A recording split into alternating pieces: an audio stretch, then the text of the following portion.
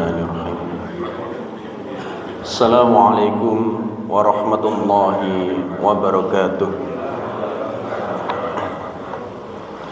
Innal hamdalillah nahmaduhu wa nasta'inuhu wa nastaghfiruh wa na'udzu billahi min shururi anfusina wa min sayyiati a'malina. May yahdihillahu fala mudilla lahu wa may yudlil fala hadiya lahu. Asyhadu an la ilaha illallah wahdahu la syarika lah wa asyhadu anna Muhammadan abduhu wa rasuluh. Allahumma salli wa sallim wa barik ala nabiyyina Muhammadin wa ala alihi wa sahbihi wa man tabi'ahum bi ihsanin ila yaumiddin. Ya ayyuhalladzina amanu taqullaha wa qulu qawlan sadida yuslih lakum a'malakum wa yaghfir lakum dhunubakum wa may yuti'illaha wa rasulahu faqad faza fawzan 'azima. Syukur alhamdulillah atas segala nikmat yang diberikan Allah. Salawat serta salam senantiasa tercurahkan kepada Rasulullah Muhammad sallallahu alaihi wasallam. Bapak-bapak, ibu-ibu hadirin pada pagi hari ini, mari kita senantiasa meningkatkan iman dan takwa kita kepada Allah dan bersalawat serta salam kepada Rasulullah Muhammad sallallahu alaihi wasallam. Pagi hari ini menggantikan Ustadz Furqan yang beliau biasanya menyampaikan tafsir. Pagi hari ini saya akan menyampaikan salah satu bab yang ada di dalam kitab Riyadhus Shalihin. Insyaallah kitab ini tidak asing untuk kita, kitab Riyadhus Shalihin, dan di beberapa masjid juga dipelajari dalam taklim, diajarkan. Insyaallah mungkin ada yang sudah tuntas kitab Riyadhus Shalihin, Bapak Ibu, mempelajarinya. Oh belum. Karena umumnya di masjid ini biasanya kajian apa? Riyadhus Shalihin, Riyadhus Shalihin. Berarti belum ada yang tuntas ya. Nggih, monggo ditarget Ramadan tuntas ya. Siap betul? Minimal membacanya saja. Minimal membacanya kalau tidak ada syarahnya. Minimal membaca terjemahnya juga. Supaya ada target dalam kehidupan kita, yang kita itu ada rasa tuntas, ada rasa bahagia bahwa minimal ada satu kitab yang sudah tuntas dibaca. Misalkan saya sering menyebutnya di pesantren adiknya kitab Riyadhus Shalihin, napa niku? Saking Imam Nawawi juga. Dari Imam An-Nawawi, adiknya kitab Riyadhus Shalihin. Sebelum mengarah ke kitab Riyadhus Shalihin, biasanya kita menghafalkan ini. Bab awal itu terkait dengan niat. Innamal a'malu binniyat wa innama likulli imri'in ma nawa, dan seterusnya. Kitab nopo nih? Ada 40 hadis Al-Arba'in Nawawi. Sampun tuntas nggih ya? Tereng, berarti mungkin targetnya Arba'in Nawawi riyen baru Riyadhus Shalihin. Jadi kalau ditanya niku sampeyan wis tahu tuntas maca apa? Arba'in Nawawi minimal ya. Riyadhus Shalihin selesai. Ditingkatkan lagi ke kitab yang lain, Al-Adabul Mufrad tuntas. Masya Allah. Karena keterbatasan umur nggih. Kalau kemudian hari ini yang utama misalkan, ini kaitannya dengan ilmu Bapak Ibu. Tafsir apa yang sudah tuntas jenengan baca? Tafsir Al-Qur'an nggih, tafsir mimpi nggih jawaban. Tafsir Al-Qur'an yang sudah tuntas Bapak Ibu baca napa? Ibnu Katsir sampun tuntas? Tereng. Napa yang sudah tuntas? Mulai juz 1 sampai juz dibaca minimal. Tuntas dibaca Bapak Ibu. Tereng wonten ya. Berarti kita ini kan sangat suka membaca ya. Sampai saking sukanya tidak tuntas. Baik, saya akan loncat ini Bapak Ibu, karena hari ini tematik kajian kita, mengingatkan diri kita, mengingatkan saya pribadi agar senantiasa bertakwa kepada Allah, mengajak Bapak dan Ibu senantiasa bertakwa kepada Allah. Sampai hari ini bencana yang begitu besar baru saja terjadi beberapa pekan ke belakang di Aceh dan di Sumatera. Sekarang mulai rame terkait dengan pernyataan BMKG, BRIN yang mengingatkan agar Pulau Jawa berhati-hati, gitu, terkait dengan nopo istilahnya, siklon tropis, ya, megatrust dan lain sebagainya. Berdasarkan keilmuan, ada patahan, yang patahan itu harusnya sudah mengeluarkan energinya, dan ini patahan bumi.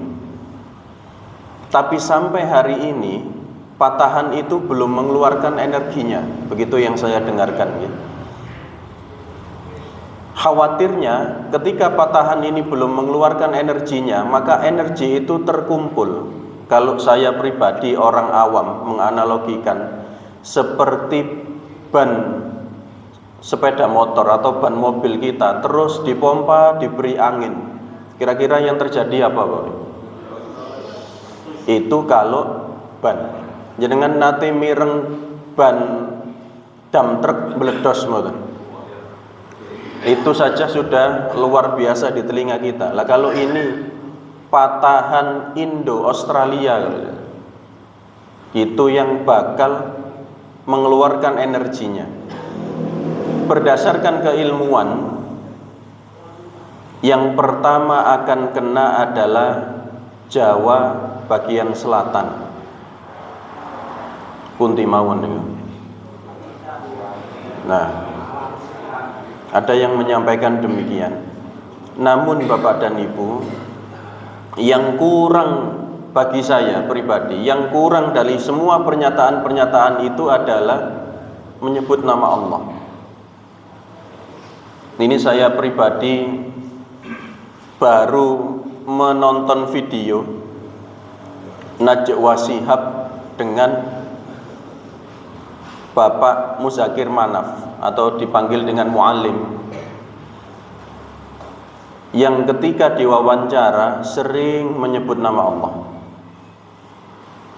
Sementara jarang sekali misalkan menyampaikan data kemudian menyebut nama Allah. Itu masih sedikit sekali kita dengarkan dari pemimpin-pemimpin kita. Ketika kita membaca pendidikan Islam, Bapak Ibu, ini bayangkan pemimpin kita ini, beliau pernah menjadi Perdana Menteri Indonesia. Ditanya, Bapak Muhammad Natsir, apa sejatinya tujuan pendidikan? Apa jawaban Bapak Muhammad Natsir? Kita tidak bisa menjawab kecuali kita juga menjawab pertanyaan apa tujuan kehidupan. Jadi tujuan pendidikan itu sama dengan tujuan kehidupan kita. Kemudian beliau mengutip ayat, wa ma khalaqtul jinna wal insa illa liya'budun. Tujuan dari pendidikan itu adalah menjadikan seorang hamba taat beribadah kepada Allah. Bukan hanya seseorang yang berakal, tetapi seorang yang beribadah kepada Allah. Jadi itulah tujuan pendidikan. Tujuan ilmu itu menjadikan seseorang beriman kepada Allah. Kalau sekarang kira-kira para pemilik otoritas itu ditanya, jenengan nate mireng mboten, atau siapa yang mengingatkan kita kepada Allah? Pemimpin yang senantiasa mengingatkan rakyatnya kepada Allah. Ada yang pernah mendengar Bapak Ibu menyampaikan informasi bencana misalkan, kemudian mengingatkan rakyatnya kepada Allah, atau minimal kalau tidak menyebut Allah kepada Tuhan yang Maha Kuasa begitu. Hampir tidak pernah kita dengar, kecuali yang disampaikan adalah data, gitu. Misalkan menyebutkan data kematian, korban yang meninggal adalah sekian ratus. Apakah menyebutkan nama Tuhan atau nama Allah, atau hanya sekedar data? Bukankah kita merindukan pemimpin yang mengingatkan kita kepada Allah? Nah, ini sebagai pengingat kita, Bapak dan Ibu, yang menjadikan bencana adalah Allah. Namun yang harus diingat adalah bahwa zaharal fasadu fil barri wal bahr bima kasabat aydin nas.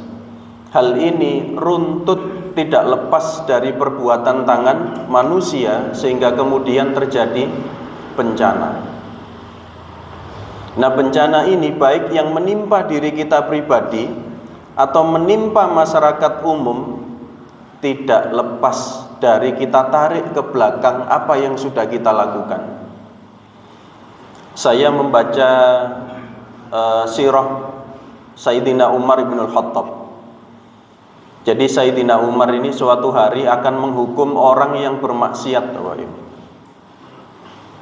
Ketika orang yang bermaksiat ini akan dihukum, apa jawabannya? Jawabannya begini: saya melakukan maksiat ini karena takdir Allah. Pripun jenengan kalau jenengan ada anak, lebih aku ngene iki kan ya wis ditakdirno Gusti Allah bi nglakoni kaya ngene. Jawaban jenengan nopo? Iya, wis takdir, gak apa-apa wis. Nggih. Enak lah nek ngoten nggih. Pembalakan hutan, bencana terjadi, banjir bandang dan sebagainya. Akan enak kalau kemudian kita hanya mengatakan sanjane takdire banjir bandang, gak ono sing salah. Selesai. Kalau begitu kan tidak perlu ada hukum sebenarnya. Tidak perlu ada hukum negara. Enten tiyang mateni wong mateni wong terus dihukum loh. Aku iki mateni wong kan ya ditakdirno mbek Gusti Allah. Namun Sayyidina Umar tidak kalah cerdas ketika ada yang mengatakan saya bermaksiat ini kan karena takdir Allah. Saya bermaksiat. Apa kata Sayyidina Umar? Saya menghukummu ini juga karena takdir Allah. Dan takdir Allah, saya menghukummu. Andai kan kemudian Sayyidina Umar menerima, oh iya, jadi takdir maksiat, ya terus no. Jadi apa akhirnya? Dan seperti hari ini, Bapak dan Ibu, kita juga senantiasa bermohon kepada Allah. Kita berdoa, kita berusaha. Kita tidak membayangkan, ini sudah mulai rame ya. Allahu a'lam maknanya apa. Tapi warga yang ada di Aceh, di tempat bencana, mulai mengibarkan bendera nopo.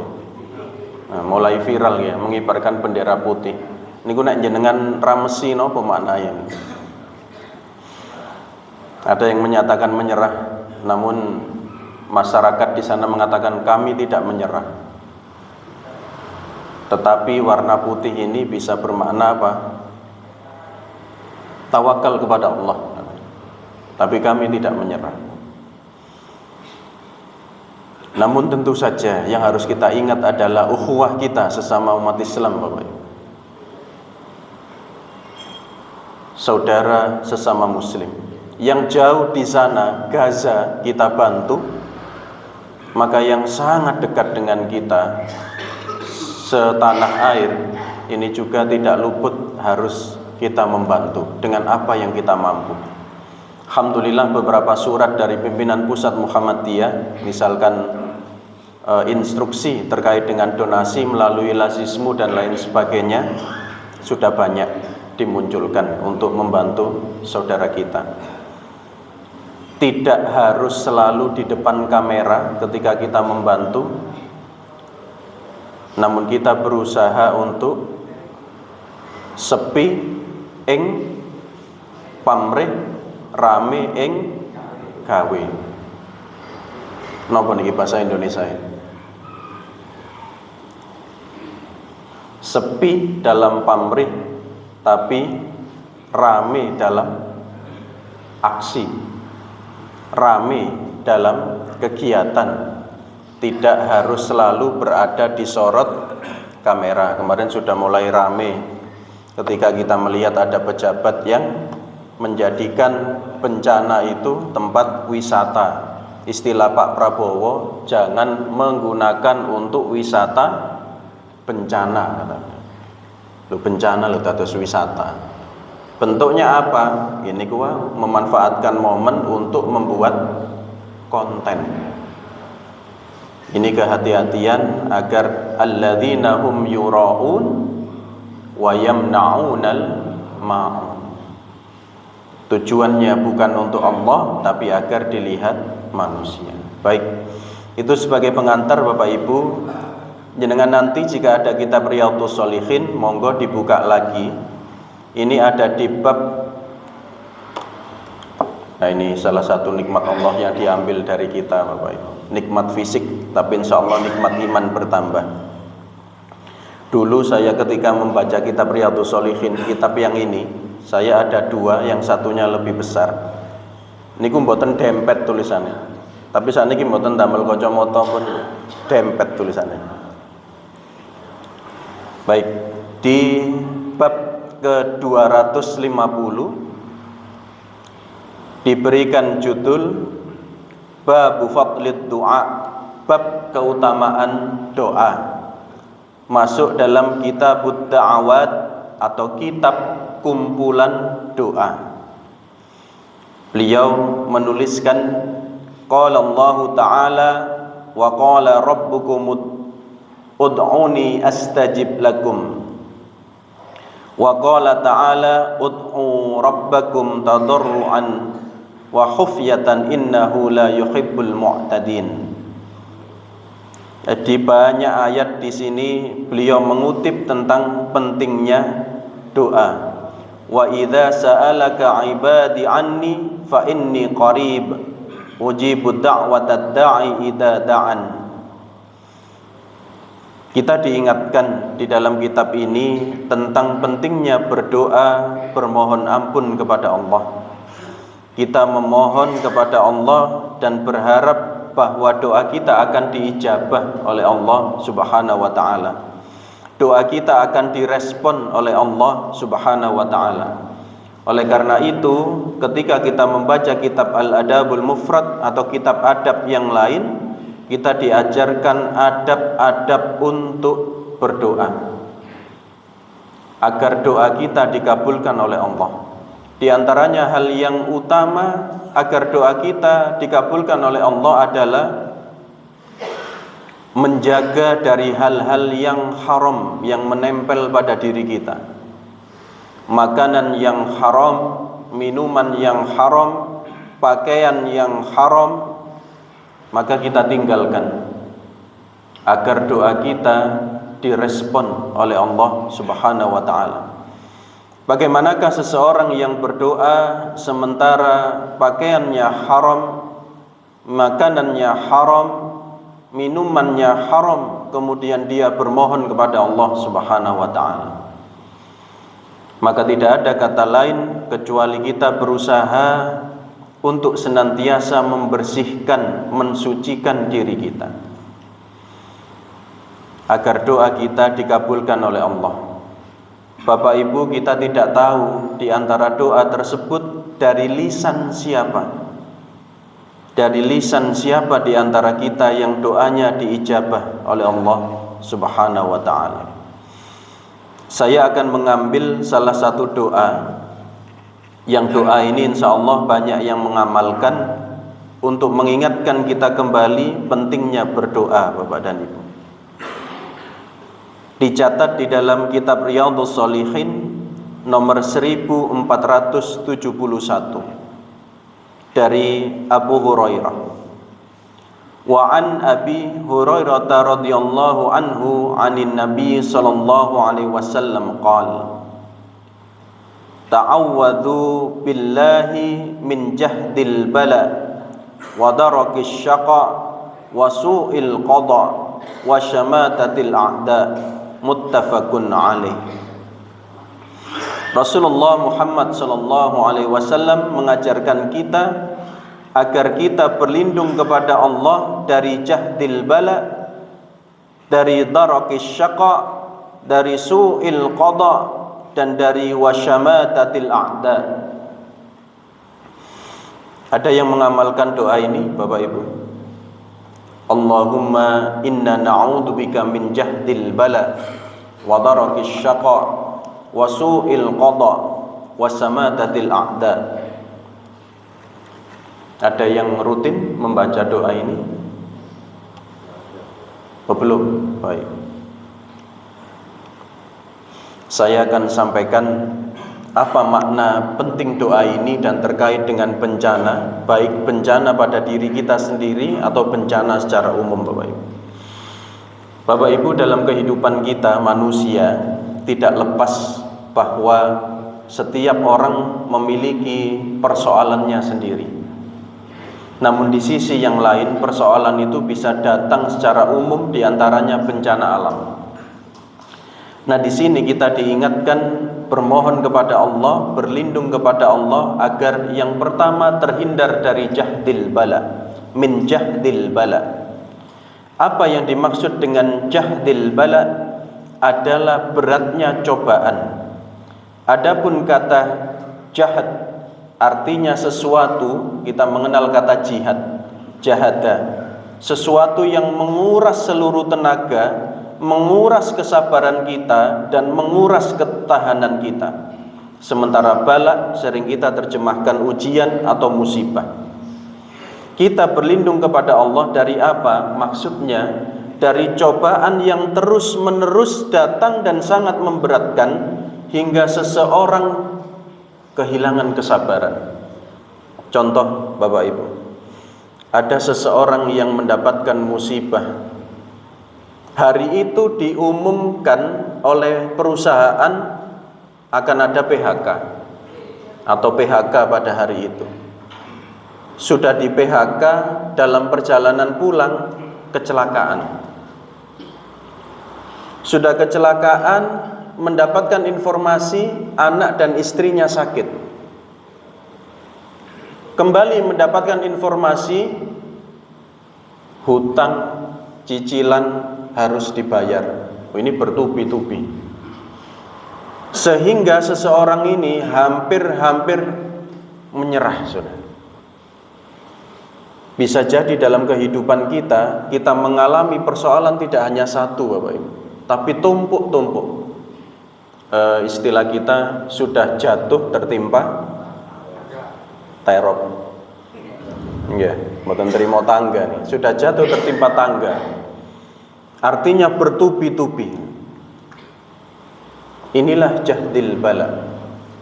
Yang kita bermohon kepada Allah agar tidak sampai hal tersebut menimpa kita. Kita bermohon kepada Allah seperti yang di dalam surat At-Talaq dengan meningkatkan ketakwaan kita kepada Allah. Wa may yattaqillaha yaj'al lahu makhraja.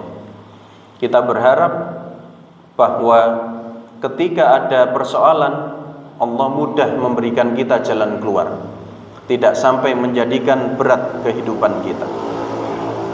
Imam An-Nawawi menyampaikan, adapun makna jahdil bala adalah musibah yang apabila menimpa hampir membuat seseorang kehilangan kesabaran, bahkan kehilangan keteguhan iman. Dililit persoalan uang, persoalan harta yang luar biasa menguras energi, sampai-sampai dia berpikir, saya nak ingin iki ngerampok aja wis, cek enang mari. Ini kan mulai imannya terguncang. Sing iki nek angel-angel pesugihan ae wis, mbok sapa sing dikorbanno. Enak ingin iki ngepet ae, mulai sudah kehilangan akal dia. Nah, ini kita bermohon kepada Allah agar tidak sampai demikian ujian yang menimpa kita, sehingga kita sekali lagi mendapatkan pelajaran berharga agar berlindung dari jahdil bala. Yang kedua, wadarokis syaqa. Adapun makna darokis syaqa adalah jatuh ke dalam tingkat yang paling bawah dari kesengsaraan kehidupan. Jadi ada pada posisi yang paling bawah, yang paling susah dalam tingkatan kehidupan kita. Apakah di kantor, apakah di masyarakat, apakah dalam keluarga kita benar-benar terpuruk, Bapak Ibu. Kita tidak berharap demikian. Maknanya kehidupan yang terus menurun hingga berakhir dalam kesengsaraan dunia dan akhirat. Adapun orang yang bisnis, adapun orang yang bekerja, berwirausaha dan sebagainya, mungkin kita akan menemukan grafik yang menurun dalam kehidupan kita, dalam usaha kita. Namun dengan bermohon kepada Allah terkait dengan wadarokis syaqa, kita berharap grafik itu tidak semakin menjatuhkan kita dalam kondisi yang paling dasar sampai kemudian kita tidak bisa bangkit. Kita bermohon kepada Allah agar grafik itu setelah menurun dijadikan stabil oleh Allah Subhanahu wa taala. Ada dalam banyak hal dalam kehidupan pribadi kita atau kehidupan bermasyarakat, bahkan terkait dengan kondisi umat Islam, agar kita tidak terus-menerus terpuruk, Bapak. Banyak sekali sekarang pembahasan diantaranya, kenapa umat Islam terbelakang, kenapa umat Islam kalah, kenapa umat Islam jatuh, dan lain sebagainya. Diberikan solusi harus bagaimana? Namun sesederhanakah ketika solusi tersebut dilaksanakan umat Islam akan kembali bangkit? Bergantung kepada doa kita, kepada ikhtiar usaha kita. Dan di antara doa kita adalah wujud dari usaha kita bermohon kepada Allah agar kita terhindar dari wadarokis syaqa, jatuh tingkat yang paling bawah dalam kesengsaraan dan kebinasaan hidup. Penjelasan ulama, jika terkait harta, ini bukan sekedar miskin atau susah karena tidak memiliki harta. Akan tetapi darokis syaqa bermakna memiliki hidup tanpa ketenangan, bahkan semakin jauh dari Allah, dan berakhir dengan penyesalan dan kehancuran iman. Tadi saya sampaikan, bisa jadi Bapak Ibu, seseorang yang awalnya memiliki banyak hal kemudian dijadikan Allah kehilangan, mungkin kalimatnya bisa menghancurkan imannya. Mungkin ada yang mengatakan ketika diuji dengan banyak kehormatan, banyak kenikmatan, dia akan mudah mengatakan Rabbi akraman. Akan tetapi ketika kemudian diuji dengan hal yang menyakitkan bagi dirinya, maka dia bisa mengatakan Rabbi ahanan. Dia bisa mengatakan pangeran niki gak adil aja, gitu, dengan banyak kalimat. Gusti Allah iki lali tambah aku, uripku kok ngene-ngene ae. Saged begitu kalimatnya. Ada banyak kalimat yang kemudian merendahkan keimanannya di hadapan Allah. Namun ada juga dalam kondisi yang dimaksud dengan darokis syaqa, orang yang bergelimang harta, namun ternyata hartanya semakin menjadikan hidupnya gelisah dan kosong. Bapak Ibu, adakah yang punya uang 1 triliun di masjid ini? Kula mboten miliar insya Allah wonten nih. Rata-rata bapak-bapak ini 1 sampai 2 miliar ya. Insya Allah. Ada yang punya uang 1 triliun. Kalau kira-kira hari ini tiba-tiba jenengan itu dapat uang 1 triliun, bingung napa mboten? Oh mboten, alhamdulillah. Ada yang bingung, ada yang mboten. Wong kita ini kadang nuwun sewu, nggak ada sandal anyar nonton mawon larang, napa sepatu anyar larang. Niku nyalap ten masjid niku lho bingung. Dilebokaken loker niku gak ana kuncine, engko nek ditekek nisor iki diide-ide wong ya. Rusuh kabeh. Niku tasik sandal sepatu. Nggih Ustaz, soalnya kan mboten enggak ada 1 triliun. Nek enggak ada 1 triliun dicolong wong mboten napa-napa. Diide-ide wong mboten napa-napa nggih enten mawon. Dan manusia itu, Bapak Ibu, jika tidak didasari dengan iman, punya harta 1 lembah tetap akan minta berlembah-lembah, minta 1 lagi, minta 1 lagi, hingga kemudian tertutup dengan tanah. Baru keinginannya selesai. Istilahnya orang Jawa, ngenteni dipatoki loro. Ya, dipatoki loro niku berarti maesan, gitu.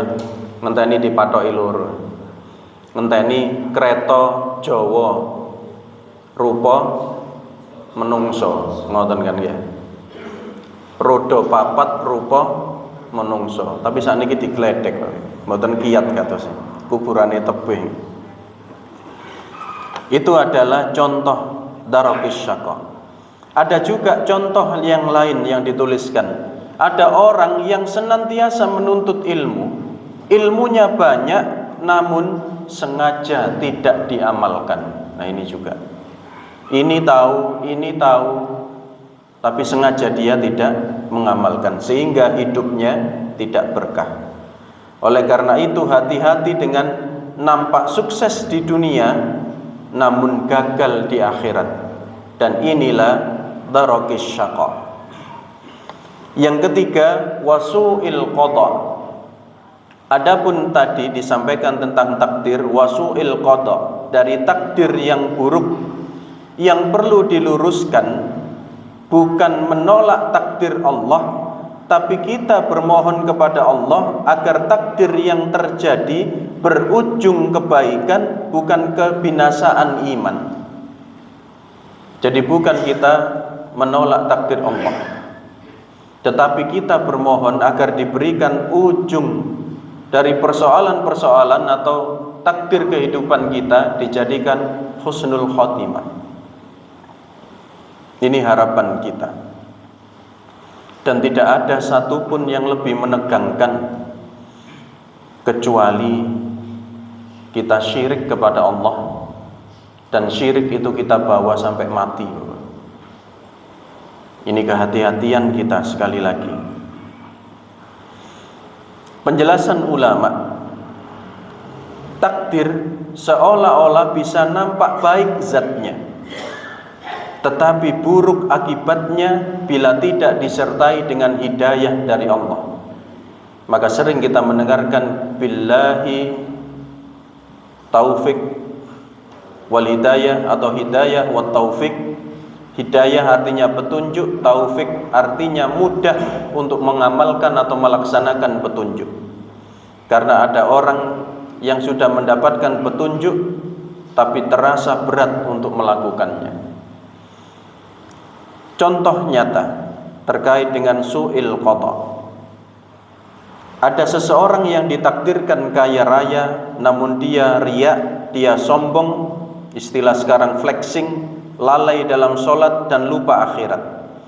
Ada orang yang diberikan Allah jabatan tinggi namun dia tidak amanah, justru zalim, korupsi, bahkan menindas orang lain. Ada orang yang diberikan kecerdasan namun dia meremehkan aturan Allah, meremehkan syariat.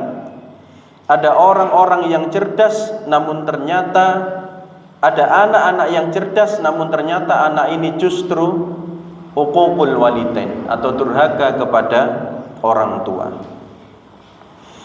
Dan yang terakhir, wasyamatatil a'da, adalah kondisi di mana kita mendapatkan celaka, dianggap orang lain mendapatkan keburukan atau musibah, namun kemudian musuh-musuh atau orang yang tidak suka dengan kita menjadikannya sebuah cemooh, sebuah penghinaan atau bahkan perayaan. Inilah yang disebut dengan syamatatil a'da. Musuh gembira dengan kekalahan kita, musuh gembira dengan jatuhnya kita, orang-orang yang dengki kepada kita bahagia dengan hancurnya kita. Inilah wasyamatatil a'da. Dalam banyak kondisi Bapak Ibu, kita juga diingatkan jangan sampai kita memiliki sikap seperti ini. Sikap ketika ada saudara kita sesama muslim mendapatkan bencana, mendapatkan musibah, kemudian di hati kita wapok won, cuwongor, kapan mana kok. Ini sesama muslim, sekali lagi kita tahan. Ya mungkin kita ada persoalan pribadi, tidak menutup kemungkinan dengan seseorang ada persoalan pribadi. Namun kita diingatkan agar menahan diri. Kalau sudah muncul di hati kita, misalkan keretak sudah, wapok won, misalkan di hati, kita segera beristighfar. Lebih-lebih kalau itu sudah terlanjur muncul, kadang kita ini diingatkan akan 3 akbaril kabair, dosa besar yang paling besar. Dan yang oleh Rasulullah diulang-ulang adalah qauluz zur. Apa itu? Selipnya lidah kita. Karena kadang ketika kita kumpul dengan teman-teman kita Bapak Ibu, ngobrol ngalor ngidul, keperucut. Sampeyan ero iki ya, saiki lho urepe ya, sakno ketolo-tolo, kewapok, sampeyan eling ngabiyen. Kadang ngoten niku kan. Maka karakter muslim niku mboten ngoten. Karakter orang beriman itu tidak begitu. Kecuali kalau ini orang-orang yang benar-benar jahat, orang kafir yang mencelakakan umat Islam, mungkin akan terbesit demikian. Tetapi ini persoalan pribadi sesama muslim, tahan lidah kita. Dari situ Allah akan memberikan kemudahan dalam kehidupan kita. Rahmat Allah jauh lebih luas Bapak Ibu. Sayang kalau kemudian muncul dari lisan kita. Adapun kata wasyamatatil a'da adalah rasa senang melihat orang lain tertimpa musibah, rasa senang melihat orang lain muncul aibnya atau kehinaan, malah dijadikan status, dijadikan konten aib orang lain hari ini. Yang seharusnya aib itu ditutup malah dicerita-ceritakan ke orang lain. Tidak hanya cerita, dijadikan status WhatsApp misalnya. Orang yang tidak perlu akhirnya tahu. Bahkan persoalan pribadi kita Bapak Ibu, kalau Bapak Ibu insya Allah sudah tidak lagi, tapi mungkin anak-anak kita, ketika ada persoalan tidak bermohon kepada Allah, namun apa? Ndamel status. Sehingga teman yang lain yang tidak tahu bertanya, ono apa cak? Bapak Ibu, saya pernah tinggal di Krian ya. Gampangane sopo pasar mulai alit. Beberapa teman-teman itu masih tugas di pasar, tugas informal. Suatu hari ada salah seorang teman yang mulai kecil saya kenal niku jago pukul lah gitu. Buat status di WhatsApp. Nek anjane gak kena ditoto ya dipateni ae. Kalimatnya begitu. Kemudian saya komen. Ada sebutan namanya, gampangannya laporek. Kemudian bercerita. Awalnya saya tidak tahu, akhirnya tahu. Namun di sisi yang lain saya ingatkan terkait apa? Hari ini undang-undang ITE dan lain sebagainya. Nek anjane koyok ngono, tapi ojo ngono. Maksudnya ngerti? Artinya kita mungkin punya persoalan, punya kejengkelan, tapi orang yang tidak perlu lebih baik tidak tahu. Karena syamatatil a'da bisa berarti orang yang tahu persoalan jenengan belum tentu empati atau simpati Bapak. Bisa jadi yang tahu persoalan jenengan itu justru menari-nari di atas luka kita, di atas persoalan kita. Nah ini ketika muncul persoalan, siapa yang pertama kali harus diberitahu, disambati? Gusti Allah. Ini yang kadangkala dengan adanya media sosial itu seolah-olah jadi Tuhan akhirnya. Setiap ada persoalan curhatnya ke siapa? Media sosial, ke handphone. Negara-negara maju sudah mulai membatasi terakhir kemarin negara mana lagi ya, yang Australia sampun di bawah 16 tahun tidak boleh punya akun medsos. Kalau memiliki akun medsos maka termasuk pelanggaran. Itu sudah muncul aturan di beberapa negara karena kita tahu efeknya luar biasa. Saya pernah menyampaikan al-fardaniyatul mufritah, individualis yang sangat ekstrim dalam kehidupan kita. Itu mulai dari kapan pendidikannya? Mulai dari kecil anak-anak kita sudah sangat individualis. Dengan apa? Dengan handphonenya masing-masing.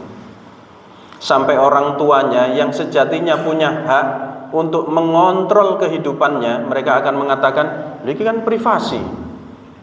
Walaupun kepada orang tuanya. Adakah Bapak dan Ibu yang ketika memiliki cucu atau memiliki anak itu bisa dengan mudah mengakses handphonenya, atau terkunci, yang kunci itu bahkan mungkin jenengan juga tidak tahu, atau file yang disembunyikan sangat rapi dan jenengan sudah tidak memiliki kemampuan untuk membukanya karena keilmuan. Wong anak-anak itu pinter sekarang. Ujian mawon loh, kalau online itu ujian bahasa Inggris niku saged dados ujian bahasa Indonesia. Kenapa? Karena di handphone sudah ada automatic translation. Dan tidak mikir mereka, soalnya di copy, di paste ke siapa? ChatGPT. Muncul semua jawabannya. Hitungan menit selesai sudah. Tetapi ketika paper based, nah ini beberapa negara maju kembali ke kertas, Bapak. Handphone dikumpulkan, kertas soal diedarkan, kemeringet. Itu realita pendidikan kita hari ini diantaranya. Jadi istilah pendidikannya critical thinking, Bapak Ibu. Diajak berpikir keras, itu berat anak-anak kita. Nah ini pelajaran untuk kita. Sehingga sekali lagi wasyamatatil a'da, ini maknanya baik itu musuh agama, orang yang hasad, pesaing yang tidak sehat, bahkan musuh dalam makna sosial. Contoh, kegagalan usaha kita dijadikan bahan ejekan, aib keluarga kita diviralkan, kesalahan kecil diperbesar demi menjatuhkan, musibah pribadi dijadikan gosip dan olok-olok. Ini diantaranya syamatatil a'da. Menghindari orang melakukan demikian ke kita, kita menghindari melakukan hal tersebut kepada orang lain. Oleh karena itu Bapak dan Ibu, di antara doa yang kita baca agar terhindar dari musibah pribadi atau musibah secara umum, bencana alam dan sebagainya, ini doa yang diajarkan oleh Rasulullah SAW. Nanti dicek di dalam kitab Riyadhus Shalihin, ada banyak doa di dalamnya, ada banyak kita diminta berlindung dari apa saja. Di antaranya adalah doa yang kita baca, Allahumma inna na'udzubika min jahdil bala wa darakis syaqa wa su'il qada wa samatatil a'da. Insyaallah ini yang bisa saya sampaikan Bapak Ibu sebagai pengganti Ustadz Furqan yang belum bisa hadir pagi hari ini. Kita bermohon kepada Allah agar dimudahkan segala urusan kita, diberikan Allah kesehatan, diberikan Allah kemudahan-kemudahan dalam segala persoalan yang mungkin akan hadir dalam kehidupan kita. Mari kita tutup dengan istighfar dan doa kafaratul majelis.